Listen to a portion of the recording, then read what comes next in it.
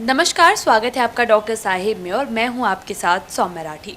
Doctor Sahib के आज के एपिसोड में हम लोग बच्चों के दांतों में सड़न के बारे में बात करने वाले हैं कि बच्चों के दांत सड़ना ये कितनी गंभीर समस्या होती है। अगर दूध के दांत में होने वाली सड़न को नज़रअंदाज किया जाए तो क्या ये सही है? और इस बारे में जानकारी देने के लिए इस वक्त मेरे साथ बैठी हैं डॉक्टर गीता शर्मा, जो कि बिहार के सबसे जाने माने दांतों के डॉक्टर्स में से एक है। सबसे पहले मैम नमस्कार, बहुत बहुत स्वागत है आपका। नमस्कार। मैम, दांतों में सड़न के बारे में आप हमें कई प्रीवियस एपिसोड्स में बता चुकी हैं। आज मैं चाहूँगी आप हमारे दर्शकों को ये बताएं कि बच्चों के दांतों में होने वाली सड़न, स्पेशली दूध के दांतों में होने वाली सड़न, ये कितनी गंभीर समस्या है? देखो, बच्चों के दांतों में सड़न से सबसे बड़ी प्रॉब्लम जो आती है, एक तो बच्चा क्या है कि मैस्टिकेट करने में प्रॉब्लम होता है, तो खा पी ठीक से नहीं होता है, कर पाता है, जिसकी वजह से उसकी हेल्थ कॉम्प्रोमाइज़ होती है। दूसरा, उसके कॉन्फिडेंस में कमी आती है। कई बार क्या है, आगे दांत होल है, बच्चे भी उन्हें चिढ़ा देते हैं, जिसकी वजह से कम एज में ही बच्चों को कॉन्फिडेंस लैक करता है कि हाँ ये है। तीसरी बात, कई बार दर्द का सामना करना पड़ता है, क्योंकि दांत में कीड़ा है तो बच्चा बोल नहीं पाता है, ज़्यादा समझ नहीं पा रहा है, लेकिन क्या है कि उसे हमेशा दर्द की समस्या होती रहती है।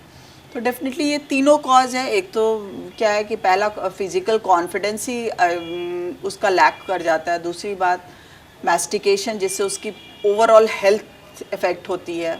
तीसरी बात, कई बार स्पीच इफ़ेक्ट हो जाता है, बच्चा बोलने में भी उसे दिक्कत होती है। चौथी बात, पेन तो है ही जो उसको प्रॉब्लम क्रिएट करता है। तो बच्चों के दांतों में होने वाली सड़न, इसके कारण क्या क्या हो सकते हैं? बच्चों में क्या है, सबसे मेन तो क्या है कि डाइटरी हैबिट डिफरेंट होता है। बच्चों को क्या है, प्यार कहिए या जो भी लाड प्यार, जो लोग आते हैं वो स्वीट्स लेकर आ रहे हैं या फिर टॉफ़ी का काफ़ी गिफ्टिंग का सिस्टम है।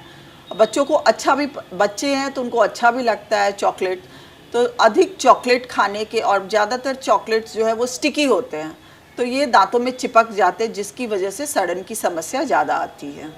प्लस रिफाइंड फूड, आजकल जितने जंक फूड है उसकी वजह से भी सड़न की समस्या ज़्यादा होती है। क्या सिर्फ मीठा खाने से ही दांतों में सड़न आ सकती है? नहीं, ये नहीं कह रही हूँ कि मीठा वन ऑफ द कॉज है कि मीठा खाने से ज़्यादा होता है, बट कई चीज़ें और भी है। क्या है, मेन तो है कि आप अगर प्रॉपर ब्रश नहीं कर रहे हो। बच्चों में क्या है कि जल्दबाजी होती है या फिर ढंग से उनको इसका इम्पोर्टेंस नहीं पता होता है, तो इसलिए बच्चे बहुत हड़बड़ी में ब्रशिंग करते हैं, और क्या है, दांत की क्लीनिंग भी ठीक से नहीं हो पाती है। No doubt sugar is one of the important culprit. इसलिए आप देखोगे कई बार क्या है कि अगर कोई सिस्टमिक डिजीज़, बुखार लगा हो, काफ़ी सारी समस्या हो, उसमें भी जो आजकल दवाइयाँ दी जाती है, और बच्चों में क्या है कि मोस्टली सिरप दिया जाता है।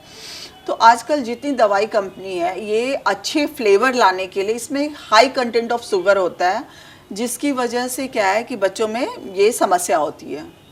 दूसरा इम्पॉर्टेंट कॉज क्या है कि बच्चों में दूध, बच्चे मिल्क काफ़ी लेते हैं, छोटे बच्चे तो सिर्फ मिल्क ही उनका मेन फूड होता है। तो कई बार क्या है कि रात को बच्चा जब उठता है रोया, तो मदर उनको दूध तो ज़रूर पिला देती है, लेकिन उसके बाद क्या है कि पानी देना भूल जाती हैं।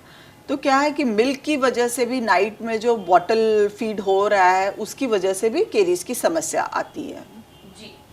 कई बार पेरेंट्स को ऐसा लगता है कि दूध के दांत अगर सड़े हुए हैं तो इससे कोई दिक्कत नहीं है, दांत जब गिर जाएगा तो प्रॉब्लम सॉल्व हो जाएगी।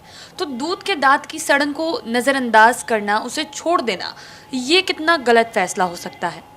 नहीं, बिल्कुल ही गलत फैसला है, क्योंकि आप नज़रअंदाज नहीं कर सकते हो, क्योंकि क्या है, हर दांत के शेडिंग का एक प्रॉपर टाइम पीरियड होता है कि कौन सा दांत किस एज पे एरप्ट होगा और किस एज पे शेडिंग होगी। तो कई बार क्या होता है कि दांत आपके, कीड़ा तो अभी लग गया, पेरेंट्स ऐसा सोच रहे हैं कि अब इसके बाद तो ये दांत गिरना ही है, लेकिन अगर दांत, नया दांत जो आता है या फिर पुराने दांत जो गिरते हैं, वो समझिए कि 6-8 साल में गिरना है, और बच्चे को कीड़े 3 साल में लग गई। तो इससे समस्या क्या होती है कि अगर दांत, एक तो पेशेंट को पेन भी की समस्या भी हो, और दूसरी बात क्या प्रॉब्लम आती है कि इसकी वजह से अगर दांत पहले निकाल देना पड़ा या गिर जाता है, तो वहाँ पे क्या है कि अलाइनमेंट की प्रॉब्लम हो जाती है, वो क्राउडिंग, दांत का प्रॉपर अलाइनमेंट नहीं आ पाता है, फिर उबड़ खाबड़ दांत आते हैं। तो ऐसे में अगर बच्चे ये समस्या लेकर आते हैं उनके पेरेंट्स की, बच्चे के दूध के दांत में सड़न आ गई है, तो इसका इलाज कैसे होता है? देखो, सड़न का इलाज बच्चों का आता है तो पहले तो देखना पड़ता है कि क्या एक्चुअली क्या है, whether it's a rampant caries, early caries क्या है।